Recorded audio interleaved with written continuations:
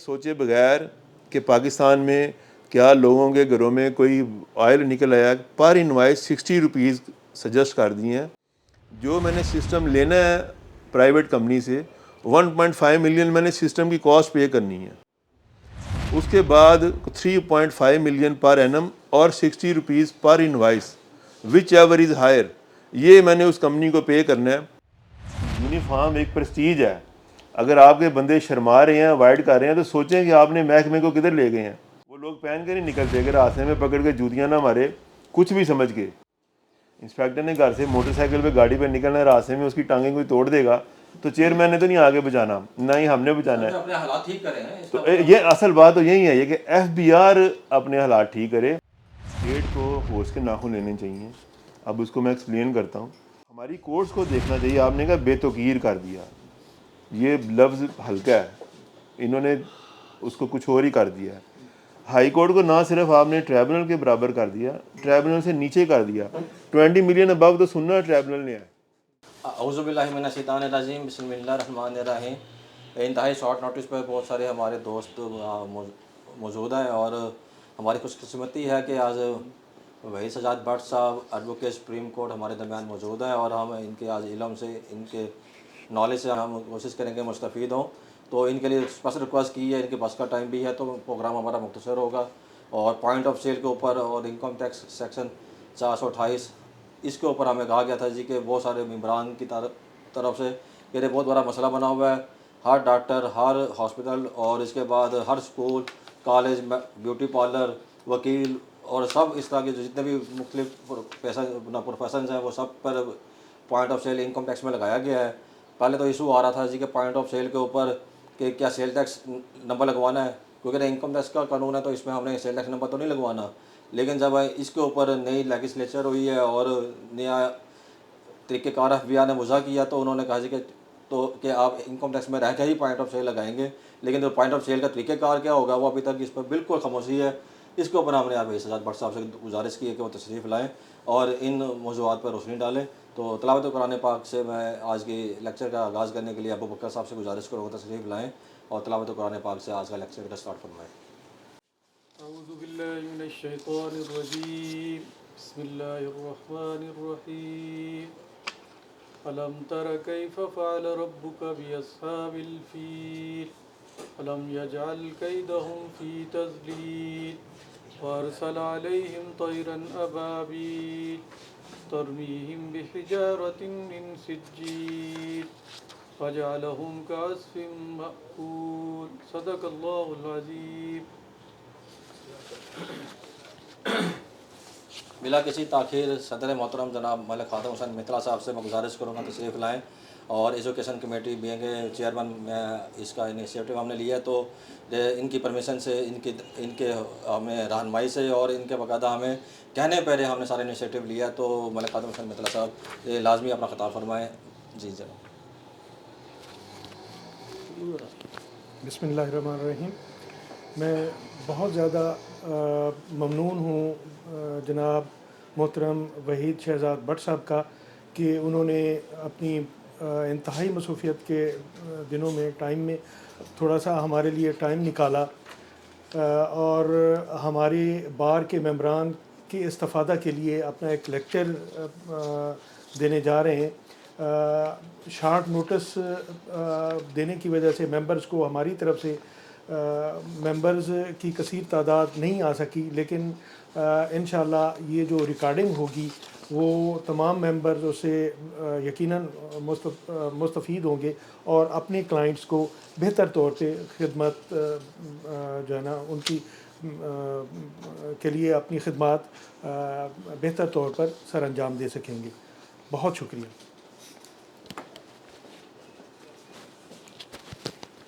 अब बिला किसी ताख़ीर मैं जनाब वहीद सजाद भट्ट साहब, इनका नाम किसी तारफ़ का मोहताज नहीं है, एडवोकेट सुप्रीम कोर्ट है, बहुत सारी जजमेंट्स में इनका नाम हमेशा अमर रहेगा। फेडरल टैक्स ऑम्बुड्समैन से लेकर हाई कोर्ट और सुप्रीम कोर्ट तक इनके माशाल्लाह बहुत सारी जजमेंट्स हैं और लैंडमार्क जजमेंट्स हैं जिनमें इन्होंने असिस्ट किया कोर्ट को और एक ऐसे नए कवानीन को इन्होंने पनपाया कि जी कि वो फिर in the field of reporting में वो एक अमर साबित हुई हैं। और मैं गुजारिश करूँगा जनाब वहीद शहजाद भट्ट साहब से कि वो पॉइंट ऑफ सेल के ऊपर क्या एक हमारा टॉपिक है कैरोसेल ब्लेसिंग है, इस पर अपने ख्यालात का इजाफा फरमाएँ।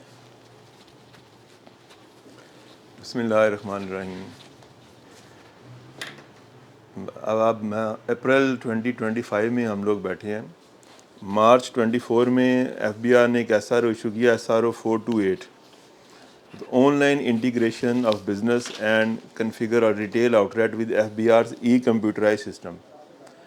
इसके ऊपर बहस से पहले मैं इसको कंक्लूड करूँ, जो इस इशू के ऊपर बातचीत हो रही है, 1 साल हो गया।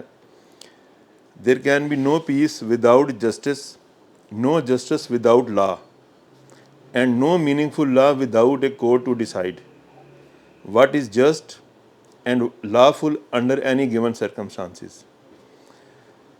टकरे मार रहा है टैक्स पेयर भी, और टैक्स पेयर को रिप्रेजेंट करने वाले लॉयर कम्युनिटी के black coat, ITP, chartered accountants. कल ही की बात है, अभी एफटीओ कॉन्फ्रेंस में ये इशू डिस्कस हुआ, और जो प्रेस और इंटरनेशनल मीडिया ने रिपोर्ट किया है आलमी बैंक के हवाले से, वर्ल्ड बैंक से, उन्होंने बड़े लैंडमार्क रिमार्क्स दिए हैं। आलमी बैंक ने पाकिस्तान का टैक्स निज़ाम गैर मुनसिफाना और बेहुदा करार दे दिया। ये टाइम है पाकिस्तान के प्राइम मिनिस्टर के लिए, फाइनेंस मिनिस्टर के लिए, और ख़ुसूसी तौर पे चेयरमैन एफबीआर जो नॉन टैक्स की फील्ड से यहाँ पे आए हुए हैं। बेहुदा लफ्ज़ बड़ा सीरियस है, इनको सोचें। गैर मुनसिफाना तो अब अज़ल से यहाँ पे चल ही रहा है, इनजस्टिस का तो यहाँ हिसाब ही नहीं है। जस्टिस का लोग ढूंढते हैं कहाँ पे है, इनजस्टिस तो कहते हैं ये तो नॉर्मल है पाकिस्तान में। लेकिन जो वर्ड यूज़ किए दिए बेहुदा, उसके ऊपर सोचें कि आपके लोग कर क्या रहे हैं। पॉइंट ऑफ सेल्स एक बहुत बड़ा मजाक है टैक्स पेयर्स के साथ, और साथ टैक्सेशन के सिस्टम के साथ। अब इन्होंने मल्टीपल किस्म के लोग, ख़ुसूसी तौर पे मैं हाईलाइट करूँगा, इन्होंने private schools, colleges, professional institute, ख़ास तौर पे वोकेशनल ट्रेनिंग इंस्टीट्यूट्स, और आगे लिमिट क्या रखी है कि पर चाइल्ड या पर स्टूडेंट आप 1000 ले रहे हैं। इसी तरह मेडिकल सेंटर्स जो 500 फ़ी ले रहा है, वो point of sales under SRO 408 of 2024, 22 day of March 2024, rule 33A और 33B में जो अमेंडमेंट की गई है इनकम टैक्स रूल 2002 में, वो इंटीग्रेट होगा। और इस टाइम के ऊपर ये मैंने टेकअप किया हुआ है issue federal tax ombudsman doctor Asif Jah sahab के पास। वहाँ इत्तेफाक से जो इनके एडवाइज़र्स थे वो वफ़ात पा गए हैं, अभी ये दूसरे एडवाइज़र्स को केस असाइन हुए हैं, और एफबीआर इसके ऊपर सीरियसली नहीं ले रहा इस इशू को, कि आपने एक प्राइवेट कंपनी को कॉन्ट्रैक्ट दे दिया है क्रॉस पाकिस्तान। टैक्स का डाटा एक सीक्रेट, कॉन्फिडेंशियल, पर्सनल डाटा है। मैं अगर लायर हूँ, या मेरा एक स्कूल है, या मैं अगर वोकेशनल इंस्टीट्यूट चला रहा हूँ या एजुकेशनल इंस्टीट्यूट चला रहा हूँ, फिर आगे जो मेरे स्टूडेंट्स हैं, जो मेरे क्लाइंट्स हैं, एक प्राइवेट कंपनी को दिया है। और इत्तेफाक की बात है, मैंने उसके ऊपर रिसर्च की, वो कंपनी आज ख़ुद SECP की डिफ़ाल्टर थी, कि वो जो SECP के एनुअल फॉर्म्स हैं वो उसने कंप्लीट नहीं फाइल किए हुए, और उसके अल्टीमेटली प्राइवेट डायरेक्टर्स हैं, उसके एम्प्लॉयज़ भी प्राइवेट होंगे। वो पूरे पाकिस्तान के इनकम टैक्स का डाटा जो SRO 428 में एफबीआर ने, आप समझे, 99% कैटेगरी ऑफ टैक्स पेयर को डाल दिया है कि उनका डाटा कलेक्ट करेंगे, अपने पास रखेंगे, फिर एफबीआर को रिपोर्ट करेंगे। तो एफबीआर के जो वहाँ पे मास्टरमाइंड बैठे हैं वो ये भूल गए हैं कि 216 भी एक सेक्शन वाइजली इंडक्ट किया गया था टैक्सेशन लॉ में, privacy of tax payers data. इस इशू के ऊपर मोस्ट रिसेंटली बड़ा मशहूर मरूफ केस था मिस्टर जस्टिस काजी फ़ाइज़ ईसा। उनका डाटा जब लीक हुआ तो उसमें ये रिपोर्टेड जजमेंट है Qazi Faez Isa versus president of Pakistan, PLD 2021 supreme court 1 और PLD 2022 सुप्रीम कोर्ट 119। उसमें उन्होंने कैटेगरिकली ये डिस्कस किया और यूनानिमसली इन्होंने हेल्ड किया कि disclosure of tax declaration of mister justice Qazi Faez Isa and his wife Mrs Reena Isa by Dr. Ishfaq Ahmed, the then Chief International Taxes, Director General International Taxes, the then Commissioner IRAE OI Zone, the then Secretary AEIO and the then Deputy Commissioner AI was made in contravention of Section 216 of the Income Tax Ordinance. This necessitated initiation of disciplinary proceeding under the Civil Servant E&D rules and criminal proceeding under Section 198 of the Income Tax Ordinance against the aforementioned tax officials who contravened Section 216.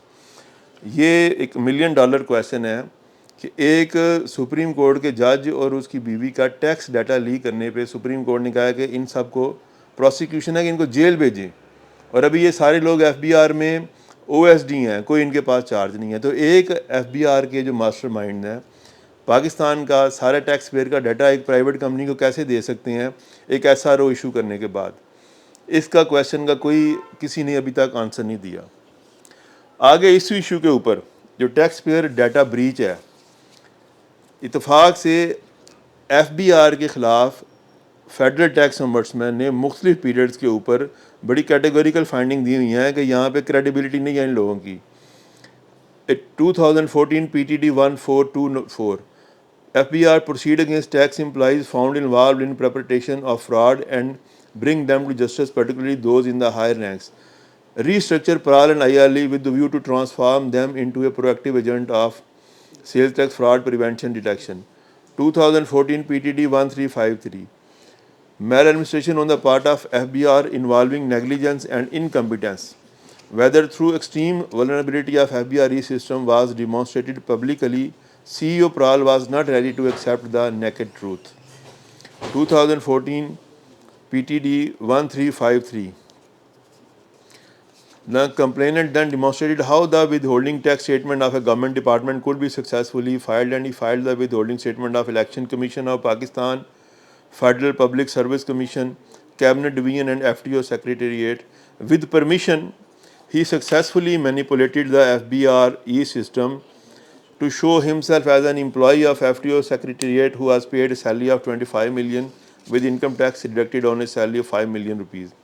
If that was not enough FBI e-system, he filed a return of income of FTO office with the electronic document number so and so showing an income of rupees 100 billion with rupees 25 billion as tax paid by the FTO office and 99 rupees only as refund due. ये FBI का हाल है जिसके ऊपर ना तो FBI ने किसी को सोचा है कि हमने एक्शन लेना है, ना कोई काम करना है। इससे बढ़ के लॉ की वायलेशन, पर्सनल प्राइवेसी को वायलेट कर रहे हैं। इन्होंने ये समझा है कि टैक्स पेयर यहाँ पे स्टेट स्पॉन्सर्ड टैक्स रिकवरी से हट के स्टेट स्पॉन्सर्ड रॉबरी के ऊपर काम कर रहे हैं। सारे लोग जानते हैं, टैक्स पेयर्स भी, टैक्स कलेक्टर्स भी, और जो काम कर रहे हैं रिटेलर्स। अभी आज POS सेल्स टैक्स में 1 रुपी चार्ज कर रहा है FBI पर इनवाइस। इन्होंने ये सोचे बगैर कि पाकिस्तान में क्या लोगों के घरों में कोई ऑयल निकल आया, पर इनवाइस 60 रुपीज़ सजेस्ट कर दिए हैं विदाउट एनी डिस्क्रिमिनेशन कि आप इनवाइस 100 रुपीज़ की कर रहे हैं या 10 रुपीज़ की या 1000 की या 10,000 की, 60 रुपीज़ पर इनवाइस चार्ज करना है। जो मैंने सिस्टम लेना है प्राइवेट कंपनी से 1.5 मिलियन मैंने सिस्टम की कॉस्ट पे करनी है, उसके बाद 3.5 मिलियन पर एनम और 60 रुपीज़ पर invoice whichever is higher, ये मैंने उस कंपनी को पे करना है। विद ड्यू रिस्पेक्ट मैं ये समझता हूँ इसकी इन्वेस्टिगेट कराना चाहिए कि जिन लोगों ने FBI में बैठ के ये चीज़ें सजेस्ट की हैं क्या ये 5 मिलियन से उनको किक बैक्स मिलनी है, और जो बंदा 1000 फ़ीस ले रहा है एक स्टूडेंट से वो 5 मिलियन कैसे इनको पकड़ा देगा और कहाँ से देगा? ये 5 मिलियन रुपीज़ हैं या ये 5 मिलियन का इन्होंने क्या वो बना दिया है, बताएंगे यही लोग इसके ऊपर आगे। फिर यहाँ मैंने इशू ये उठाया कि आप देखें सिर्फ पाकिस्तान में क्या ऐसी कैटेगरी के काम करने लगे हैं, आप अपने नेबरहुड में जाएं, इंडिया हमसे 100 टाइम्स बेहतर टैक्सेशन के निज़ाम से चल रहा है, कलेक्शन में भी, रिकवरी में भी और लिटिगेशन में भी। बांग्लादेश में जाके देख लें वहाँ क्या हो रहा है। कहा किसी ऐसी जगह के ऊपर किसी प्राइवेट कंपनी को किसी स्टेट ने टैक्स पेयर का डाटा उसके हाथ में पकड़ाया, और अगर पकड़ाया या नहीं पकड़ाया तो उनसे फ़ी क्या चार्ज कर रहे हैं। ये इलॉजिकल इरेशनल फ़ी आपने सजेस्ट कर दी है, और आज 11-13 महीने गुजरने के बाद वो एज़ इट इज़ पड़ा हुआ है। तो इसके मास्टरमाइंड्स किधर हैं?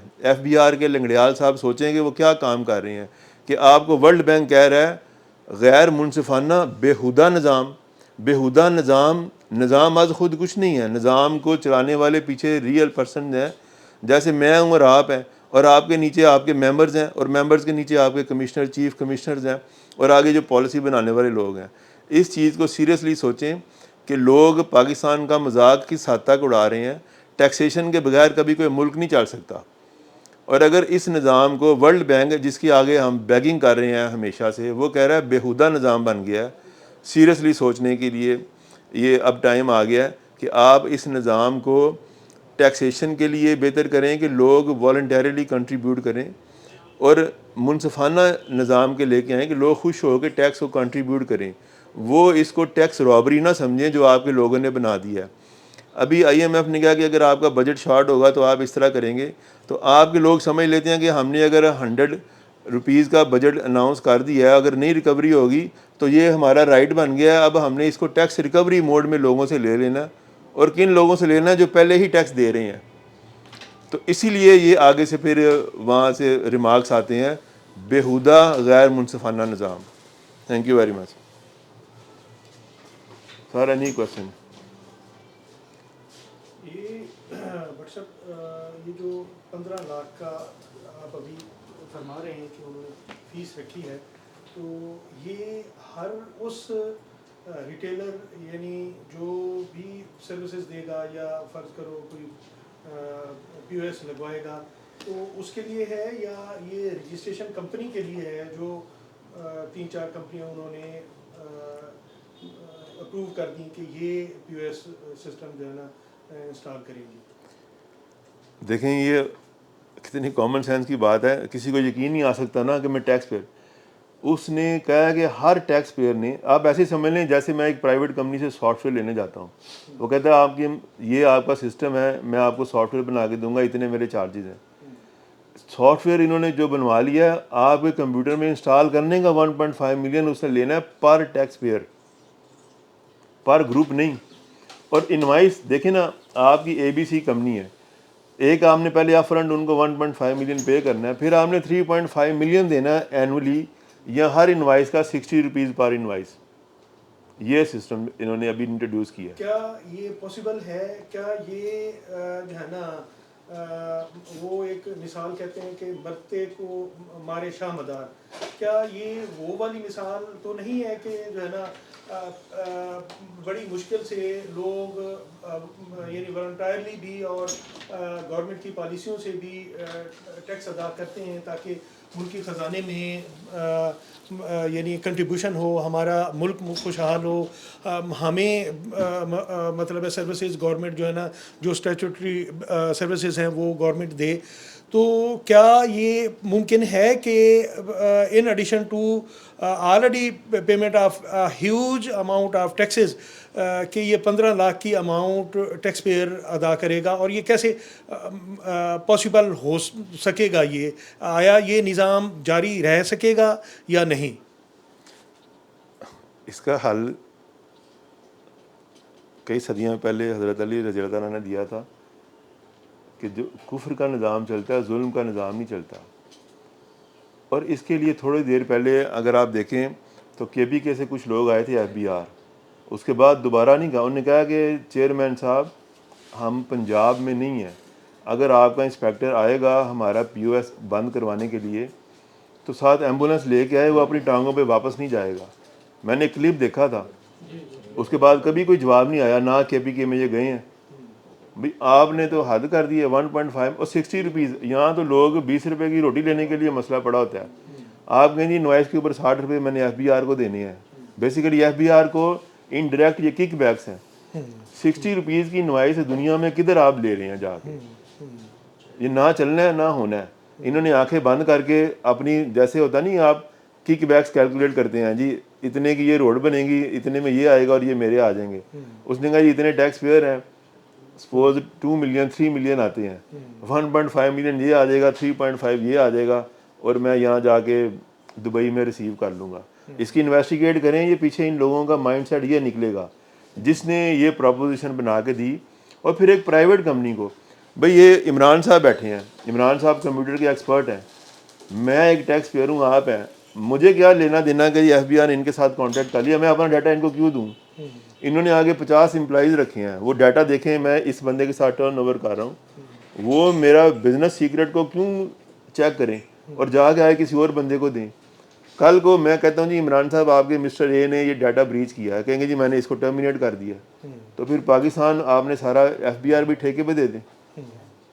इसीलिए तो ये अभी तक या 13 महीने हो गए हैं ये खामोश होकर बैठे हुए हैं। आप देखें SRO आ गया, पेनल्टीज़ भी इन्होंने 5-5 लाख ही की हैं, ना तो मैंने देखा किसी को पेनल्टी अभी तक लगी है, ना इन्होंने इसको इस तरीके से इन्फोर्स किया है। ये खुद सोच रहे हैं कि किस बंदे ने ये हमें धक्का दे दिया है कि अब हम बाहर कैसे निकलें। इसी तरह ये आप ने देखा होगा कि जो POS लगा हुआ है मुख्तलिफ रिटेलर्स के पास, तो वहाँ पे 1 रुपया पर इनवाइस जो है ना चार्ज किया जा रहा है सर्विस फ़ी की मद में या फ़ी व्हाट्सएवर जो है ना। अब ये 60 रुपये भी उसी की ही एक शक्ल है। तो क्या FBR ऑथराइज्ड है कानूनन, वो ये हक रखता है कि वो 1 रुपया रिकवर करे यानी फ़ी की मद में, जबकि उसकी कलेक्शन का जो डोमेन है या जो उसको इख्तियार दिया गया है वो टैक्स कलेक्शन है। टैक्स को जो भी आप नाम दे दें, जो भी उसके मुख्तलिफ वो हैं, और इसमें जो है ना 60 रुपया भी उसी मद में जाए, और ये भी नहीं पता कि वो 1 रुपया कहाँ ख़र्च हो रहा है और ये 60 रुपये कहाँ पे जाएंगे और किसकी की फ़लाह के लिए ये इस्तेमाल होंगे। आपने ना FBR की दुखती राग के ऊपर हाथ रखवा दिया, ये अलग टॉपिक है। जो मैंने रॉबरी की बात की ना, 1 रुपये भी इनका राइट नहीं है। अब 1 रुपये मैंने FBR से पूछा कि आपको किस लॉ में ये है कि आप कलेक्ट कर रहे हैं और किस हेड में जा रहा है। अरे अलाइड बैंक है उसमें जा रहा है, मैं आपको बता रहा हूँ इसका मतलब यही है कि मेरे घर में जा रहा है, फिर आप उसको यूज़ कैसे कर रहे हैं। इन्होंने बंदर बांट की हुई है। आप बार लेवल के ऊपर या ये नेशनल लेवल पे पूछें कि कितनी कलेक्शन हुई है और इसकी डिसबर्समेंट क्या है। सर इसमें मैं आपको बताता हूँ, इसमें हमने वर्किंग की है सर मुल्तान टैक्स बोर्ड ने। हाँ जी पहले SRO आया था, अरे रूल 50 क्यों है ऐसे जेड है जी कि हम इनामी स्कीम में पैसे देंगे, उस हाँ जी गाड़ी कारें देंगे, लोगों को गिफ्ट देंगे, और डॉक्यूमेंटेशन की तरफ एक हमारी मूव है कि इसके ज़रिए हम मैक्सिमम डॉक्यूमेंटेशन की तरफ आएंगे। ठीक। तो बाद में साल एक इनामी स्कीमें चली हैं, 2-3 महीने बाद इन्होंने प्रोग्राम्स किए हैं, लोगों को गाड़ियाँ भी दी हैं। इसके बाद खामोशी से इन्होंने एक सेक्शन इंसर्ट कराया है। उस वक्त फाइनेंस मिनिस्टर साहब थे हमारे, चार्टर्ड अकाउंटेंट जो साहब का, उनके साथ इन्होंने मिली भगत की है और FBR ने जाकर ये अप्रूवल लिया बकायदा कि जी के सर हमारे सेक्शन 229 है ऐसे और इनकम टैक्स सेल टैक्स में सेक्शन 70 के अंदर है कि फ़ी चार्ज करने की परमिशन ली है उन्होंने। हाँ जी अच्छा, फ़ी एक्सपेंस चार्ज करने की परमिशन लेने के बाद अब उसका मसरफ़ क्या होगा, उस मसरफ़ के ऊपर वो भी उन्होंने कहा जी कि FBR कैसे चाहेगा वो खर्च कर सकेगा। अब इसके बाद सब करने के बाद इन्होंने एक खामोशी से 5 सफ़े का एक सर्कुलर जारी किया है, नोटिफिकेशन जारी किया है। उसकी कापी आपको वेबसाइट पर कहीं भी नहीं मिलेगी, वो गैप कर दिया गया वेबसाइट से। और उसमें कहा गया जी कि अरे हमारा एक फ़ंड बना है एम्प्लॉइज़ बेनिफिट का, और उस एम्प्लॉइज़ बेनिफिट में जो 20,000 रुपये हम सीनियर को देंगे हाउस रेंट अलाउंस की सूरत में, बाकी उसकी पूरी बंदर बांट उसमें बनाई गई है जी कि हम इस तरह उसको मुसरफ़ करेंगे। तो अरे सर्कुलर के 4 सफ़े मुझे मिल गए हैं, आखिरी सफ़ा जो 5 सफ़े जिस पर सिग्नेचर है वो मुझे नहीं मिल रहा है। अगर किसी हमारे तवज्जो से अगर कुछ दोस्त सुन रहा है तो उसकी हमें कॉपी भी अगर कोई मिल जाए तो इंशाल्लाह। अरे हमने कल भी फॉडल टैक्स एम्बेसडर डॉक्टर आसिम मूसा साहब के सामने खातम मितला साहब ने राइज़ किया, और उन्होंने कहा जी कि मेरे पास लेके आए इस इशू को, और इंशाल्लाह रे हम इस अतवार को रे इशू हम वहाँ राइज़ कर रहे हैं कंप्लेन बना के। आपने ठीक बात किया है। इसको मैं ज़रा लैटर मोड में लूँ। एक बंदा इसी तरह जाता है FBR समझने हलवाई की दुकान है, वो सारी मिठाइयाँ दे कहता है अभी आज सारी ताज़ी बनाई हैं, कहता है जी बिल्कुल फ्रेश है, कहता है हाथ उठाएं दुआ मांगे, कहता है मैंने अपने बड़ों की फातिहा पढ़ ली अब बाढ़ देना मैं घर जा रहा हूँ। इन्होंने यही किया कि 1 रुपया ज़कात समझ लें कि आप किस हेड में उनको दे रहे हैं, फ़ी दे रहे हैं, तो उसका डिसबर्समेंट आप ये कैसे कर सकते हैं कि एम्प्लॉइज़ को दे दें। ये वही है नाना जी की हलवाई की दुकान पे नाना जी की फातिहा, FBR ये कर रहा है इस टाइम। शायद लंगड़ियाल साहब कोई इनिशिएटिव लें और देखें कि FBR को इन्होंने किस हद तक बचा दिया है। गैर मुनसिफाना तो अदल से लोग कह रहे हैं, पीटते जा रहे हैं, कोर्ट्स कह रही है injustice, illegal, patently illegal, wide अब निशो, बेहुदा लफ्ज़ किसी ने नहीं कहा, और वो आपका माई बाप है जो आपको पैसे दे रहा है। इसका मतलब है उन्होंने एनालिसिस किया है कि ये टैक्सेशन का निज़ाम इस हद तक बेहुदा हो गया है कि लोग अब दूसरी तरफ आ रहे हैं। दूसरी तरफ है क्या? वो एक कोलैप्स है। अगर आप देखें वो भी हमारे भाई बहन है, इंस्पेक्टर अगर आएगा, अगर टांगे तुड़वा के जाएगा तो बनना क्या है? समझ लेना, हमें से कोई एक बंदा है, FBR का कमिश्नर कहता है जाओ जाके इसकी दुकान बंद करो। यहाँ तो लोग ना तोड़ें, KPK वालों ने उसकी टांगे तोड़ के भेजनी है। इन्होंने तो नहीं उसको बचाने आना, उसने कहना ये पता नहीं क्यों चला गया था, जब अब 6 महीने घर तुम्हें सैलरी दे देंगे, यहाँ उसको शूट कर दें। यहाँ पे किसी चीज़ का पता चलता है। आप निज़ाम को इस तरफ ले गए हैं कि बेहूदगी में भी नीचे गिर गया है। जी सर एक गुजारिश ये है कि जो है ना हमारी एक पैशन फूड प्राइवेट लिमिटेड एक कंपनी है जिसमें रेस्टोरेंट्स हैं सर। अब उसमें जो है ना एक हमने मिठाई की दुकान खोली है सर, मिठास, ठीक है सर। अब वो FBR वालों ने नोटिस हमें दे दिया कि जो है ना पॉइंट ऑफ सेल लगाएं इसके ऊपर, अदरवाइज़ जो है ना हम आपकी शॉप को सील कर देंगे। तो क्या सर अब PRA वाले कहते हैं कि हमारा जो है ना इसमें है कि हमें सेल टैक्स जमा कराया जाए, ठीक है ना, जबकि हम इनकम टैक्स रिटर्न फाइल कर रहे हैं, उसका टैक्स भी जमा करा रहे हैं इनकम टैक्स का। तो ये 3rd शेड्यूल आइटम है, तो इसका FBR का कैसे पॉइंट ऑफ सेल हम लगाएं सर इसमें? ये तो एक पर्सनल क्वेश्चन हो गया ना, फिर भी आपको आंसर देता हूँ। ये नहीं FBR कर सकता, डुअल टैक्सेशन तो नहीं हो सकती ना। आपको एक पंजाब भी कहे और वो भी कहे, PRA वाला का लगवा लें और उसकी भी एग्जाम्पशन है, सर्विसेज नहीं आप दे रहे, ये सप्लाई ऑफ गुड्स में आ जाएगा।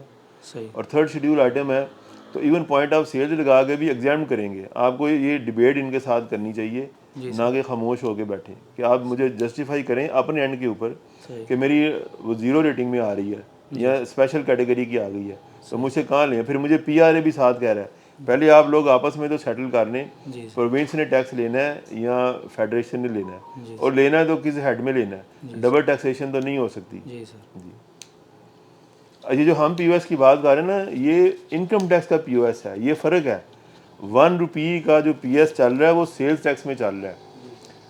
सारे सूबों ने भी लगवा दिया हुआ है, लेकिन वो सारे 1 रुपये चार्ज कर रहे हैं। फेडरेशन ने भी लगवाया हुआ है सेल टैक्स का PS हो।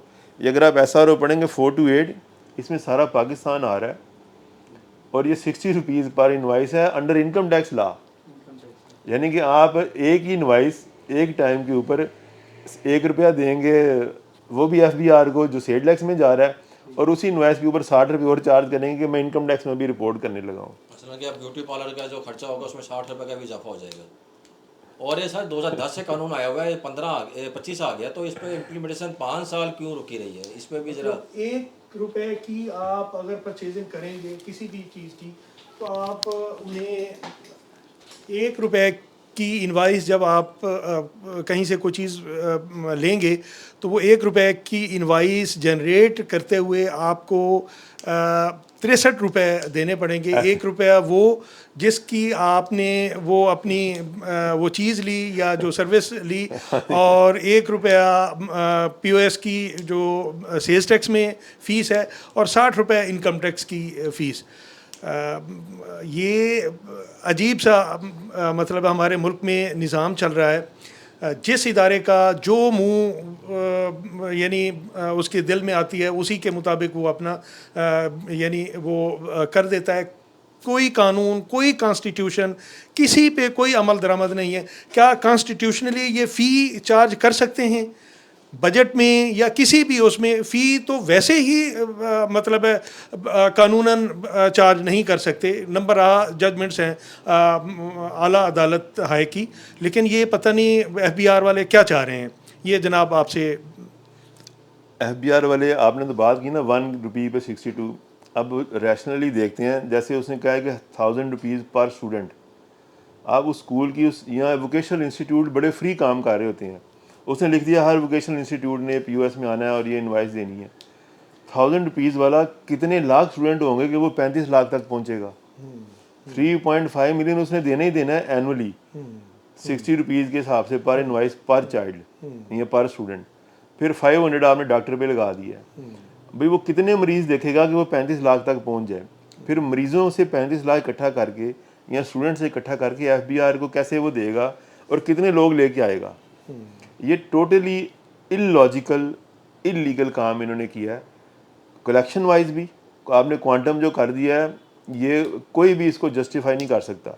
मैंने इसी में क्वेश्चन किया कि आप अपने हमसायों में देख लें, ये इंडिया बांग्लादेश में श्रीलंका में क्या हो रहा है, क्या वो लोग इस हिसाब से चार्ज कर रहे हैं और क्या उन्होंने अपना टैक्सेशन निज़ाम किसी प्राइवेट बंदे को दिया है। स्टेट और प्राइवेट पर्सन में फ़र्क है। इन्होंने तो यही कह दिया कि हर चीज़ हम ठेके पे दे रहे हैं। ये फिर आ जाता है प्राइवेसी का इशू। वो सबसे अहम है कि आप 10 लोग काम कर रहे हैं, एक का बिज़नेस 1 बिलियन का है और एक का बिज़नेस 1 मिलियन का है, और दोनों का डाटा आपके तीसरे बंदे के पास है, स्टेट तो नहीं है। आप उसको कैसे पकड़ेंगे? जो 198 प्रोसिक्यूशन है, वो आज रिज़ाइन दे के चला जाए तो ख़त्म हो गई छुट्टी। सरकारी मुलाजम तो आपको बताना पड़ेगा किसने हायर किया था, कैसे था और वो किधर गया। वो उस तरीके से ईजी एग्जिट नहीं है बनिस्बत एक प्राइवेट कंपनी आज डीलिस्ट हो जाती है। वो 10 रुपये के ऊपर अपने फॉर्म फॉर्म 29 चेंज करते हैं, डायरेक्टर निकल जाते हैं, नीचे वहीं आ जाते हैं ABC और XYZ ज़ैद बकर आ जाते हैं, और कंपनी FBR ने वो ठेके पे दी हुई है। कौन पूछेगा जी? आज वो लोग तो नहीं है जो आपने हमें दिखाए थे। एक सेकंड लगता है ना, आपने कंपनी की मैनेजमेंट चेंज करनी है। जैसे पराल वाला हिसाब हो गया, पराल चले पराल में फिर FBR के कुछ शेयर्स हैं। सर शेयर्स तो एक प्राइवेट लिमिटेड कंपनी के ऊपर आपने बिल्कुल ही एंड कर दी है FBR की। तो पराल का भी तो सर इम्प्लाई निकाल देते हैं, आज तक किसी पर एक सिंगल FIR नहीं हुई। इवन के वफाकी मोदी साहब ने पराल के फ्रॉड को इनिशिएट पकड़ा भी है और निकाला भी है। सिर्फ एक शख्स आपने आइडेंटिफाई करना था, वो आज तक वो शख्स आइडेंटिफाई नहीं कर सके जिसने किसी के नक्सर सेल टैक्स के नक्सर में परचेज के पैसे डाल दिए। अभी फेडरल टैक्स ओम्बड्समैन ने इसके ऊपर बड़ा काम किया है। अब देखें, जो अकाउंटेबिलिटी फोरम है उसके पास एनफोर्समेंट की पावर नहीं है। डंडा FBR के पास है थ्रू लॉ एनफोर्समेंट एजेंसी। वो किस पे कराएगा? वो डंडा लेके आएगा, उसके अपने बंदे सामने बैठे हुए हैं, वो अपने ऊपर कैसे डंडा चलाएगा? ये पॉसिबल नहीं है। इस ट्राई एंगल में FBR के अपने लोग शामिल ना हों। और ये शामिल, ये कोई इंस्पेक्टर या UDC LDC नहीं है, ये नीचे से लेके इंस्पेक्टर वो मेंबर तक सब लोग इन्वॉल्व हैं। इसीलिए तो आज तक अगर कभी सस्पेंड हुआ है या FIR हुई है तो आपने हद देखी है तो इंस्पेक्टर के ऊपर नहीं जाता, उनको फारग भी कर देते हैं। यहाँ जो IR होते हैं उनके ऊपर, असिस्टेंट कमिश्नर से लेके ऊपर सारे मुकद्दस गाय हैं, अच्छे लोग भी हैं, लेकिन ज़्यादा जो है ना अब सारे वो ही आ गई हुई हैं, काली बेड़े। नज़र भी इसीलिए वहीं आ रही हैं कि आपको इंटरनेशनल एजेंसीज बेहुदा निज़ाम की तरफ ले गई है। सोचने का मुकाम है इनके ऊपर। चलिए सर, एक आखिरी आपका वाइंड अप करते हैं। ये सिर्फ आउट ऑफ द कॉन्टेक्स्ट सवाल है, यूनिफॉर्म के ऊपर रूल आए हैं। FBR का एवरी ऑफिसर, उसका एक प्रिस्क्राइब यूनिफॉर्म, उसकी कलर, उसकी तस्वीरें, स्कीम, हर चीज़ आ चुकी है। इम्प्लीमेंट नहीं हो रहा। मसलन हमारा एक रूल मैं अप्लाई ना करूँ, अगर टेक्सटाइल मिल का मालिक है या कोई बिजनेसमैन अगर वो कोई रूल के वायलेशन करते जुर्माने आते हैं, तो इसके ऊपर कोई जुर्माना नहीं है कि अगर यूनिफॉर्म कोई पहन के नहीं आएगा वहाँ पर यूनिफॉर्म की इम्प्लीमेंटेशन कौन करवाएगा? आपने ठीक है, लेकिन आप देखें, यूनिफॉर्म पहनने का मतलब है कि मैं बता रहा हूँ कि मैं FBR से हूँ, तो मेरी टांगें अगला तोड़ देगा, मैं घर कैसे जाऊँ? तो बैठे यूनिफॉर्म में अपने ऑफिस के हद तक तो बिजनेस, और घर से जब निकलेगा, ये आप देखें, ये माशरे के लिए सोचने का मुकाम है। आप यूनिफॉर्म को अवॉइड कर रहे हैं इसीलिए कि मैं पहचाना ना जाऊँ मैं किसको रिप्रेजेंट कर रहा हूँ। इंस्पेक्टर ने घर से मोटरसाइकिल पे गाड़ी पे निकलना है, रास्ते में उसकी टांगें कोई तोड़ देगा तो चेयरमैन ने तो नहीं आगे बचाना, ना ही हमने बचाना है। अपने हालात ठीक करें हैं। तो ये असल बात तो यही है, ये कि FBR अपने हालात ठीक करे। यूनिफॉर्म एक प्रेस्टीज है। अगर आपके बंदे शर्मा रहे हैं, अवॉइड कर रहे हैं, तो सोचें कि आपने महकमे को किधर ले गए हैं। बड़ा खूबसूरत यूनिफॉर्म था इनकम टैक्स इंस्पेक्टर का, वो लोग पहन के नहीं निकलते कि रास्ते में पकड़ के जूतियाँ ना मारे, कुछ भी समझ के कोई नहीं पहन के निकलता घर से। ऑफिस के अंदर जाके तो नहीं है। यूनिफॉर्म तो आपने घर से आना है, जैसे यहाँ से कोई पुलिस इंस्पेक्टर है, कोई भी कांस्टेबल है, लॉ इन्फोर्समेंट जैसे जिनके यूनिफॉर्म्स हैं, वो उनकी रिप्रेजेंटेशन है। इन्होंने इस हद तक महकमे का ये हाल कर दिया है बेहूदगी में कि लोग उस यूनिफॉर्म को अवॉइड कर रहे हैं कि हमें कोई रास्ते में पहचान के जूतियाँ ना मार दें। तो इसलिए इमरान साहब, मैं नहीं ये कहूँगा कि ऐसे मासूम और अनइन्फ्लुएंशियल लोग हैं उनको आप टांगे तुड़वा के बैठ जाएं। इसके ऊपर FBR को सोचना चाहिए कि हमारे यूनिफॉर्म का म्यार या हमारे यूनिफॉर्म की क्रेडिबिलिटी लोग क्यों नहीं पहन के आते। उन्होंने कहा होगा सर मैं कैसे पहन के आऊँ, मेरी टांगे तोड़ देंगे साथ वाले जिनसे गुजर के आता हूँ। बात आपने ठीक की है, लेकिन जो ग्राउंड रियलिटी यही है कि वो हम भी नहीं चाहेंगे कि हमारे मोहल्लेदार कोई भाई बहन जो है टांगे तुड़वा के बैठा हो, उसको किसी ने नहीं कुछ कहना। निज़ाम को बेहतर करें। कुफर का निज़ाम और जुल्म का निज़ाम आपको सामने नज़र आ गया कि हो क्या रहा है। इसी उसमें सर आप माशाल्लाह एक बड़ा नाम है लीगल फ्रेटर्निटी में, आप एडवोकेट सुप्रीम कोर्ट भी हैं और वैसे भी आप प्रैक्टिस के हिसाब से माशाल्लाह एक अच्छा है। आप एक यूनिवर्सिटी का दर्जा रखते हैं। हम लोग सीखते हैं, जब भी मौका मिलता है तो आपसे कुछ न कुछ हमें जो है ना बातों बातों में बहुत कुछ हम कंसीव कर लेते हैं चीज़ें। अभी ये पिछले साल फाइनेंस एक्ट से पहले मिनी बजट जिसमें आया और उसमें कुछ लीगल फोरम्स के हवाले से कुछ अमेंडमेंट्स आई। यानी आपका पहले सबसे पहले फोरम होता था इनकम टैक्स की असेसमेंट के बाद कमीशन अपील के पास, और कमीशन अपील के बाद फिर ट्रिब्यूनल का होता था। बहुत सारा जो है ना आईटीओ का गंद जो है ना कमीशन अपील साफ़ करते थे। कुछ चीज़ें मैच्योर होती थीं, चाहे आपके ख़िलाफ़ चाहे आपके हक़ में। फिर वो आगे जाती थी, महकमा जाता था या टैक्स पेयर जाता था ट्रिब्यूनल में। वहाँ पे बहुत सारी चीज़ें, वहाँ पे गंद जो है ना जो बच गया था, यानी कमीशन अपील के मतलब वो एक मोअज़्ज़ज़ अदालत है, लेकिन चूँकि ज़ाहिर है जो एक जुडिशरी होती है उसका माइंडसेट अलग होता है और जो एक एग्जेक्टिव से आया हो उसका माइंडसेट अलग होता है। तो वो सोचता था फैक्ट्स के हिसाब से, आगे लॉ भी और बाकी चीज़ें। अच्छा, वहाँ से बहुत सारी चीज़ें थ्रेश आउट होती थीं और फिर वो जाता था हाई कोर्ट में। अब इन्होंने हाई कोर्ट की हैसियत को खींच के कमिश्नर के ट्रिब्यूनल के बराबर कर दिया कि कमीशन अपील के पास जो अपील होगी तो वो हाई कोर्ट मतलब है उसको सुनेगा। इसी तरह जो यानी ट्रिब्यूनल की मतलब है वो हैसियत थी उसको खींच के कमीशन अपील के बराबर कर दिया। आप पहली अपील जो है ना कमिश्नर अपील के पास करेंगे या ट्रिब्यूनल में करेंगे। एक फोरम एक टैक्स पेयर का जो एग्रीव्ड पर्सन है, कॉन्स्टिट्यूशनली भी यानी हर बंदे को उसका जो हक है या उसको जो लीगल एक उसका राइट है कि उसको सुना जाए और उसके मुताबिक मतलब फ़ैसला किया जाए। एक उनका यानी अपीलेट फोरम भी यानी खा गए, साथ जो है ना हायर फोरम्स को भी निचले दर्जे पे ले आए, आईटीओ के बराबर तकरीबन मतलब ले आए। तो इसमें जनाब की क्या राय है? आप क्या समझते हैं कि गवर्नमेंट की पॉलिसीज़ को अब नया बजट आने वाला है, क्या उसमें गवर्नमेंट को ये करने की ज़रूरत है या जिस तरह बिशुतर बेमहार की तरह वो जो है ना करते जा रहे हैं उसी तरह आप करते जाएं? ये हो सकता है कल को अगर ये हम मतलब है इसको तस्लीम कर लें तो सुप्रीम कोर्ट को भी नीचे ले आएँ। उसमें भी बहुत सारी तब्दीलियाँ कर दी सुप्रीम कोर्ट में भी, उसको भी बेतौकीर किया हुआ है। लेकिन ये जो कम अज़ कम आम टैक्स पेयर का ख़ुसूसी तौर पे जो गवर्नमेंट के उसमें कंट्रीब्यूट कर रहा है यानी रेवेन्यू में, हमें सड़कें, हॉस्पिटल्स, ये जो सर्विसेज मिल रही हैं ये टैक्स पेयर के पैसे से, या हमने जो एग्जेक्टिव्स अपने निज़ाम को चलाने के लिए उनकी तनख्वाहें दे रहे हैं, तो वो उनको के साथ ये जुल्म और ज़्यादती क्यों हो रही है?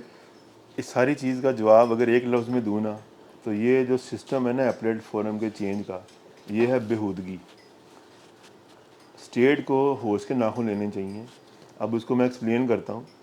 आपने 20 मिलियन की लिमिट रखी है, 20 मिलियन कमिश्नर अपील है, इसका मतलब आपने अपने कमिश्नर पे क्रेडिबिलिटी ख़त्म कर दी। फिर 20 मिलियन और अबव वाले के पास आर्टिकल 25 की डिस्क्रिमिनेशन कर दी, उसके पास 2 राइट्स पहले थे। अब आपने उससे ऊपर वाले का ये राइट ही ख़त्म कर दिया कि मैं कमिश्नर अपील को देखूँ। वो लिमिट लेस था ना, चाहे 1 रुपये टैक्स है या 100 बिलियन है। अब आपने हमारी कोर्ट्स को देखना चाहिए, आपने कहा बेतौकीर कर दिया। ये लफ्ज़ हल्का है, इन्होंने उसको कुछ और ही कर दिया है। हाई कोर्ट को ना सिर्फ आपने ट्राइब्यूनल के बराबर कर दिया, ट्राइब्यूनल से नीचे कर दिया।